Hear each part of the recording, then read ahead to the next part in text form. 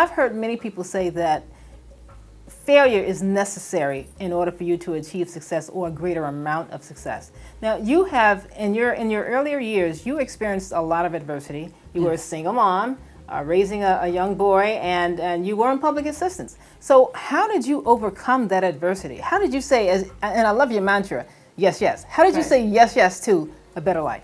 Well, first I had to become clear what I call bankrupt in. Bankrupt, the concept of bankrupt is there's nothing left. The concept of bankrupt is I need to press reset and start over. I had to first become clear what I was done with, what no longer worked for me. And in my case, any form of playing small mentally. I didn't know because I was a high achiever in a lot of things that I did.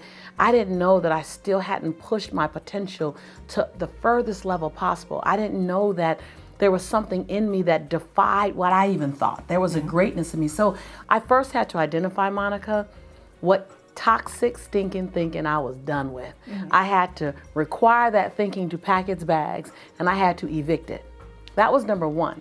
Before I can say yes, yes to something, I had to turn around and say, you no longer fit in my mind. You no longer fit in my thoughts. This thought doesn't support where I'm going. And so I had to first do that. And once I did that, I was willing to say yes to the woman that I could become, even if I hadn't met her yet. And I was willing to go with knees knocking and teeth chattering and learn from people I had never spoken to, never seen, didn't look anything like me maybe, and find out who can I become if I allow all limitations to melt away.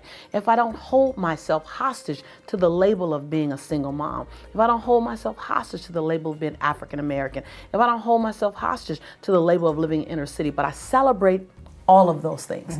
My uniqueness comes in those packages, in those titles, that's who I am, and all that adds value to who I'm becoming. So it was a layered approach. And then I just got to say, it wasn't all thinking. After the thinking began to take place, I had to get busy doing things I'd never done before so I can get results I had never seen before. Absolutely. So you had to really step way out of your comfort zone and begin to do those things. Way out of my I lived with knees knocking. Like I feel like I don't know a day. I didn't see a day for at least 6 years that my knees didn't knock and my teeth didn't chatter, because I was reinventing myself. And I had to be willing to reinvent myself into something I hadn't seen before. Because if I had seen it before, then it looked like something I'd had before. And I was clear. I didn't want what I had before. I didn't want to be I loved who I was, but I didn't want to stay her. And so I had to be willing at every level to constantly go, what new thing can I do? What new concept? Learning about money?